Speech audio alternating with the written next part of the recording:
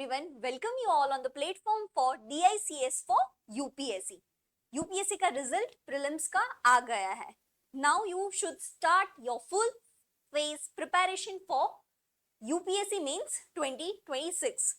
If you clear the prelims तो आपके पास time है ही नहीं, but even though who had not clear they should start preparation for mains, क्योंकि यही time है दिसंबर तक का जहां आप मेंस की प्रिपरेशन कर सकते हो. In last video we had learn the meaning of the keywords जो मेंस में पूछे जाते हैं. कौन कौन से थे?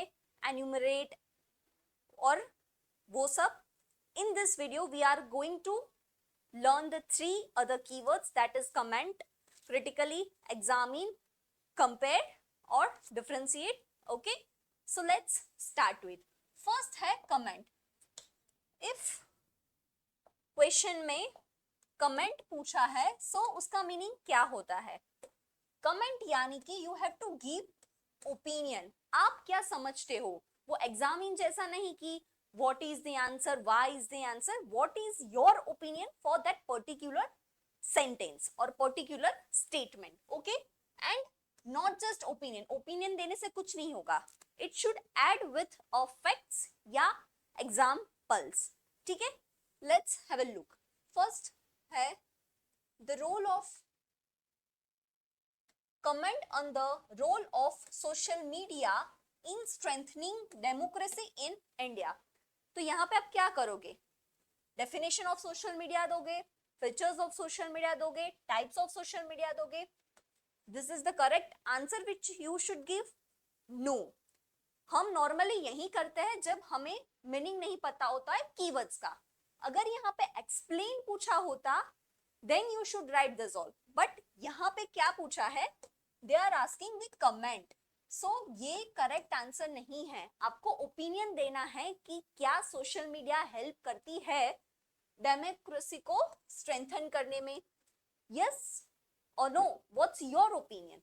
ठीक है, so correct answer would be like I would give my opinion. मुझे पॉजिटिव लगता है, so I will tell yes it helps in social media helps, उसका पॉजिटिव रोल है एज पर माय ओपिनियन कि पॉलिटिकल अवेयरनेस बढ़ता है, then citizen participation increase होता है, रियल टाइम ग्रीवियंस रिड्रेसल भी होता है सोशल मीडिया से. And this all are the key features of democracy. ठीक है, but there are some challenge along with this. And what are those challenge? की fake news, hate speech भी बढ़ती है which will have some negative impact on democracy. So this is how you have to understand the meaning of the keyword. Got it? Now let's move to the next one. Next है critically examine. Okay, critically examine में हम क्या करेंगे? You should be critical. क्या आप explain करोगे issue को? You will answer the positive as well as the negative, both aspect of the statement. Okay, क्योंकि क्रिटिकली एग्जामिन बोला है. अगर एग्जामिन अकेला होगा then there is no need of writing both sides, पर क्रिटिकली एग्जामिन है then you have to write both negative as well as positive, then balanced with the conclusion. Let's look the question. Critically examine the role of social media in strengthening the democracy. वही हमने आगे पढ़ा, पर वो तो क्या था? Comment था. यहाँ पे मोरलेस आंसर सेम होता है, बट वहां पे चैलेंजेस और पॉजिटिव रोल का मैंने टाइटल दिया. यहाँ पर इट वुड बी लाइक उस तरह से ही फ्रेम होगा, but the different would be कि आपका हेडिंग क्रिटिकली जो डायरेक्टली आपको पता चलेगा एग्जाम चेकर को कि वो डिफरेंशिएट होना चाहिए कि पॉजिटिव भी लिख रहे हो और नेगेटिव भी लिख रहे हो. So positive again what? It would be a political participation, क्योंकि एंगेजमेंट बढ़ता है, अवेयरनेस जाएगी बिकॉज सोशल मीडिया से इजीली इंफॉर्मेशन ट्रांसफर होती है, एंड अकाउंटेबिलिटी भी बढ़ेगी. So this are the critically positive answer of the social media strengthening the democracy. Negative same, fake news spread होगा, misinformation, disinformation spread होगा, then hate speech which will lead to increase in polarization, manipulation होगा facts और data में. So this is how when examine पूछा है तो आपको positive और नेगेटिव दोनों लिखना होता है. And the last two is compare and contrast. जब कंपेयर पूछा होता है ना तो इट इज नॉट लाइक कि आपको सिर्फ सिमिलैरिटी और डिसिमिलैरिटी अलग अलग या कोई भी एक लिखनी है. When compare is asked you have to write similarity and differences both और दोनों को इक्वल वेटेज देना है. If you are writing similarity 2 तो आपको डिसिमिलैरिटी भी 2 लिख के दोनों को बैलेंस लिखना है. It should B not like कि you write similarity 5 to 6 points and just dissimilarity 2 points when the question is of compare.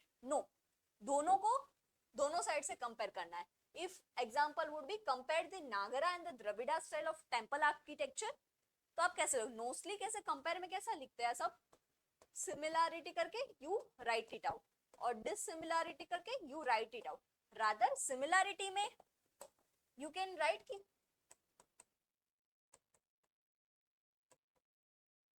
You can circle it out और इस तरह से आप लिखोगे क्योंकि दोनों के कॉमन पॉइंट्स है. But when you guys are writing different तो एक पैरामीटर में लिखोगे कौन से पैरामीटर पे आप डिफरेंशिएट कर रहे हो. If I am taking Nagara and Dravida तो it should be like parameter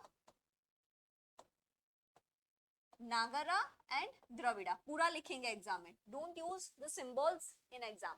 मैं कौन से पैरामीटर में पहले करती हूँ. फर्स्ट बाउंड्री नागरा में होती है नहीं होती है, द्रविड़ा में होती है. सो आप स्पेसिफिक पैरामीटर लिखो और फिर डिफरेंशिएट करो. It would be easy for the one who is evaluating. और इस तरह से आप डिफरेंट लिखोगे ना तो इट वुड शो कि आपको अच्छे से पता है, you are having a good knowledge. So कहीं पे भी डिफरेंशिएट करने का आए so you should use this structure. Okay.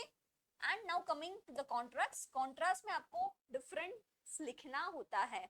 But when compared asked you have to write both similarity and dissimilarity. Okay, this was the video for the keywords. if ऐसे ही videos आपको UPSC mains के लिए चाहिए then write in the comment section. See you in the next video.